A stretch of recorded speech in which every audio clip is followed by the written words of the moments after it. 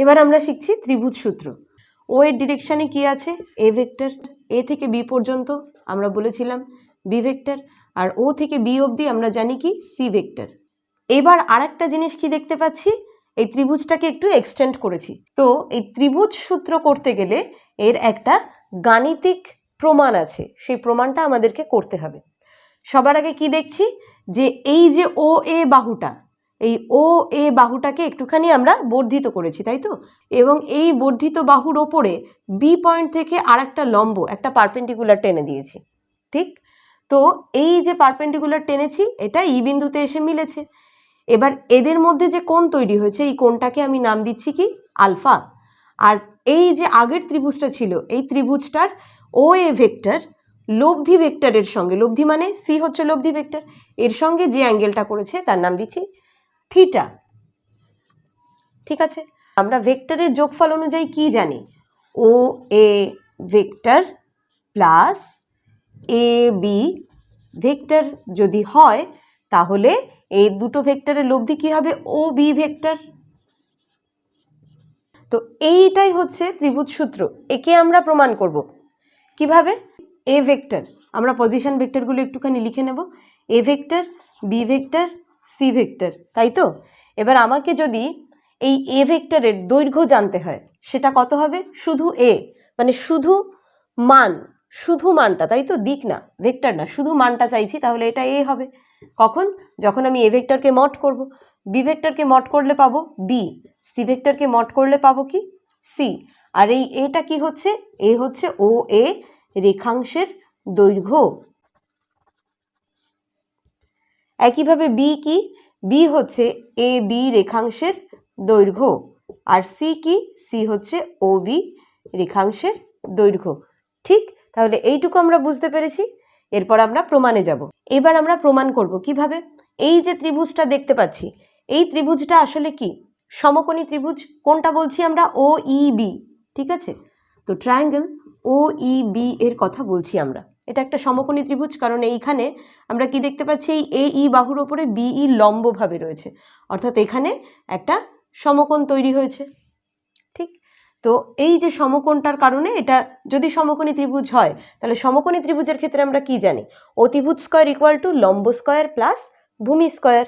ঠিক, তাহলে এর অতিভুজ কোনটা? ও বি হচ্ছে অতিভুজ, তাহলে আমরা লিখতে পারবো ও বি স্কয়ার ইকুয়াল টু ভূমি স্কয়ার। ভূমি মানে কি? ও ই, তাই তো? তাহলে ও ই স্কয়ার প্লাস লম্ব কোনটা? বিই, বিই স্কয়ার লিখে দিলাম। এবার নেক্সট লাইন কি হবে? O B square equal to O E square plus BE square যদি হয়, ও ই কে আমরা কি বলতে পারি? ও এ আর প্লাস এ ই, তাই তো? তাহলে ও ই হচ্ছে total O A plus A ই, সেটাই লিখে দেব। ও এ প্লাস এ ই এর whole square plus BE square, যেমন ছিল তেমনই বসিয়ে দিলাম। নেক্সট লাইনে ও বি স্কয়ার। আচ্ছা, এই যে পুরো গাণিতিকভাবে আমরা প্রমাণ করছি ম্যাথমেটিক্যালি, এখানে কিন্তু পুরো ব্যাপারটাই স্কেলারের ফরম্যাটে হচ্ছে, মানে শুধুমাত্র মান হচ্ছে, দিকের কোনো ব্যাপার নেই। তো দিক আমরা আবার আলাদাভাবে বের করব, এটা শুধু মান বের করছি যে লব্ধি ভেক্টর মানে সি এর মান কত হবে। তো ও এ প্লাস এ ই এর হোল স্কয়ার, এটা কি আমরা এ প্লাস বি এর হোল স্কয়ারের মতো ভাবে লিখতে পারি? তো কি লিখছি? O A square plus 2 into O A into A E, ঠিক, plus A E square plus BE square যেমন ছিল। তো O B square plus O A square plus 2 into O A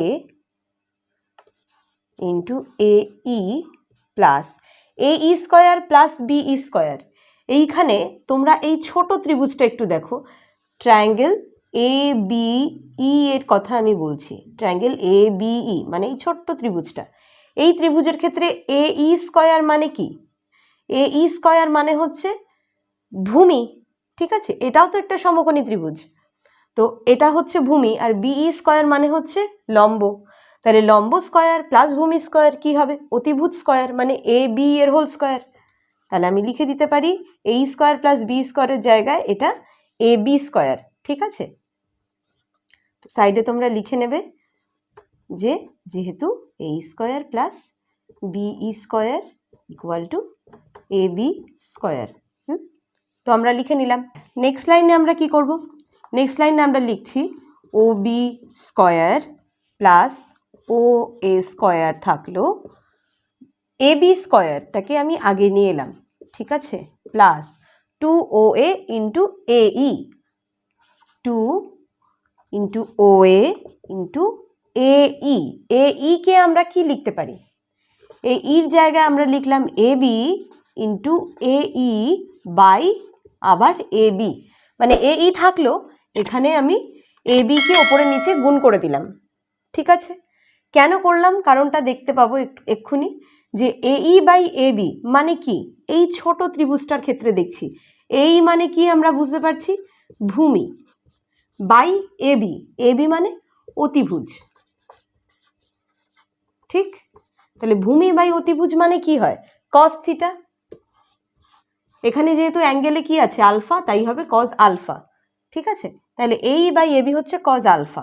next লাইনে আমি সেভাবেই লিখব O B square equal to O A square plus A B square plus 2 into O A into A B into cos alpha.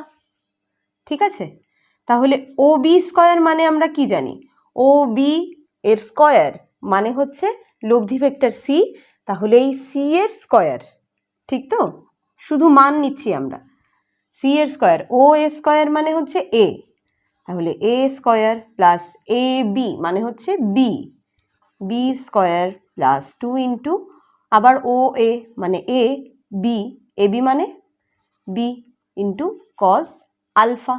ঠিক আছে, তো এখান থেকে শুধু সি নেব আমরা, কারণ আমাদের শুধু লব্ধি মানে শুধু সি বুঝি, তো সি মানে দুদিকেই রুট করে দিচ্ছি, এই জন্য এখানে হয়ে যাচ্ছে কি A square root over A square plus B square plus 2ab cos alpha.